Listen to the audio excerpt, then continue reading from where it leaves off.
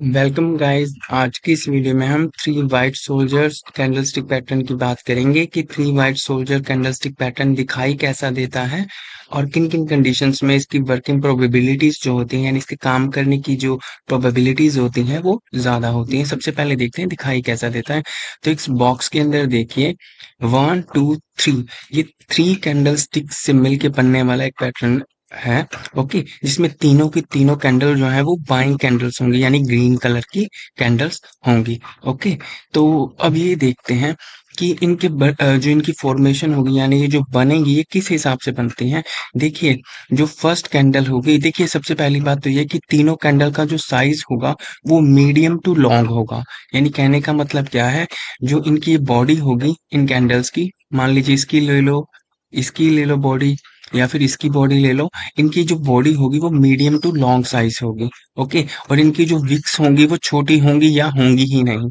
ये दूसरी खासियत है। और तीसरी चीज क्या होनी चाहिए कि मान लीजिए फर्स्ट कैंडल का लो है, इस लो को ये सेकंड कैंडल का लो नहीं तोड़ेगा। इसी तरह से इस सेकंड कैंडल के लो को ये थर्ड कैंडल का लो नहीं तोड़ेगा। ओके, और एक चीज क्या है, मान लीजिए फर्स्ट कैंडल थी, जो जो सेकंड कैंडल की ओपनिंग होगी ये वाली ओपन होगी, ये फर्स्ट कैंडल की जो क्लोजिंग प्राइस है उससे नीचे होगी। यानी जो सेकंड कैंडल है वो गैप डाउन ओपन होगी। ओके, किससे, फर्स्ट कैंडल के जो ये क्लोजिंग प्राइस है। मान लीजिए ये बाइंग कैंडल है। ओके, ये बाइंग कैंडल है, इसका ओपन नीचे होगा और क्लोज ऊपर होगा। ओके, तो इसकी क्लोजिंग प्राइस से यानी फर्स्ट कैंडल के क्लोजिंग प्राइस से नीचे जो गैप डाउन ओपन होगी कौन सी कैंडल, सेकंड कैंडल। इसी तरह से जो थर्ड कैंडल है वो कहाँ ओपन होगी, सेकंड कैंडल के क्लोजिंग प्राइस से नीचे, यानी ये भी गैप डाउन ही ओपन होगी। और एक चीज यहाँ पे नोट कीजिएगा, मान लीजिए जो सेकंड कैंडल है, मान लिया कि ये गैप डाउन ओपन होगी, बट अगर ये फर्स्ट कैंडल की 50% बॉडी से ऊपर ऊपर रहे तो ये चांसेस ज्यादा होंगे कि ये जो पैटर्न बना है हमारा वो बेटर काम करेगा। कहने का मतलब क्या है, मान लीजिए मैंने ये कह दिया कि ये फर्स्ट कैंडल की यहाँ पे क्लोजिंग थी। ओके, जो इसकी ओपनिंग थी सेकंड कैंडल की वो गैप डाउन हुई। अब ये जो गैप डाउन है यानी ये जो नीचे की तरफ खुल रही है, ये फर्स्ट कैंडल की 50% बॉडी से नीचे नहीं जाना चाहिए। अगर ये नीचे चला जाएगा तो इस पैटर्न के जो काम करने की प्रोबेबिलिटीज हैं वो कम हो जाती हैं। ओके, तो ये था कि three white soldier candlestick pattern किस तरह से फॉर्म होता है चार्ट्स के ऊपर और किस तरह से हमें दिखाई देगा चार्ट्स के ऊपर। अब हम बात करते हैं कि किन किन कंडीशंस में ये पैटर्न जो है वो बेस्ट काम करता है। तो सबसे पहली कंडीशन है, works better when built just after the price has created the bottom of a downtrend near a support level। अब मान लीजिए यहाँ पे कोई सपोर्ट लेवल था इस लाइन के पास, जो ब्लैक लाइन मैंने लगाई है। ओके, यहाँ पे मान लीजिए प्राइस जो है ऊपर से गिरता हुआ नीचे आया। ओके, यहाँ पे प्राइस ने बॉटम बना दिया। ओके, इस सपोर्ट लेवल के पास, उसके बाद हमें ये पैटर्न बनता हुआ अगर दिखाई देता है तो इस पैटर्न के काम करने के चांसेस जो हैं यानी वर्किंग प्रोबेबिलिटीज जो हैं वो स्ट्रांग होती हैं, यानी इसके काम करने के चांसेस स्ट्रांग हो जाते हैं। कब, जब ये एक स्ट्रांग सपोर्ट लेवल के पास प्राइस ने बॉटम बनाया और उसके बाद ये पैटर्न हमें दिखाई दिया। ओके, अब सेकंड पॉइंट पे चलते हैं।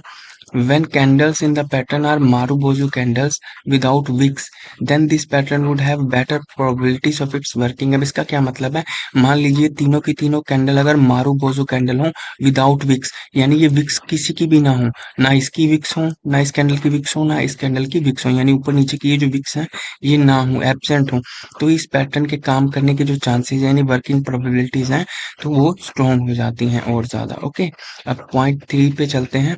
Rising volumes for each candle in the pattern further strengthen the working probabilities of this pattern। इसका मतलब क्या है कि मान लीजिए ये फर्स्ट कैंडल है, ये सेकंड कैंडल है, ये थर्ड कैंडल है। अगर first to third candle volume rise हो रहा है, एक एग्जांपल लेके समझा देता हूँ। मान लीजिए फर्स्ट कैंडल के लिए वॉल्यूम की वैल्यू 50 थी, सेकंड के लिए वो 150 हो गई और थर्ड के लिए वो 500 हो गई। यानी कि जो इस पैटर्न में फर्स्ट कैंडल से लेके थर्ड कैंडल की तरफ अगर वॉल्यूम इंक्रीज हो रहा है तो इस पैटर्न के काम करने के चांसेस जो है, इसकी वर्किंग प्रोबेबिलिटीज जो है वो बहुत ज्यादा स्ट्रॉन्ग हो जाती हैं। ओके, तो अब नंबर 4 पे चलते हैं। Candles with shorter wicks increases reliability of this candlestick pattern. अब इसका क्या मतलब है, मान लीजिए ये 1 2 3 ये तीन कैंडल्स ने मिलके three white soldier candlestick pattern बनाया। जितनी छोटी ये विक्स होंगी, ये ऊपर की और ये नीचे की, हर एक कैंडल के लिए। ओके, मान लीजिए फर्स्ट कैंडल की थी, ये सेकंड कैंडल की विक्स होगी नीचे की और ये ऊपर की। इसी तरह से थर्ड कैंडल की विक्स है, ओके, ऊपर और नीचे की। तो ये विक्स जितनी छोटी होंगी किस कैंडलस्टिक पैटर्न में, उतना ज्यादा स्ट्रांगली ये जो पैटर्न है वो वर्क करेगा। तो ये था कि three white soldiers candlestick pattern कैसा दिखाई देता है और किन कंडीशंस में ये बेटर काम करता है। तो अगर आपको वीडियो अच्छा लगा हो तो प्लीज लाइक कीजिएगा वीडियो को और चैनल को सब्सक्राइब कीजिएगा। Thank you very much.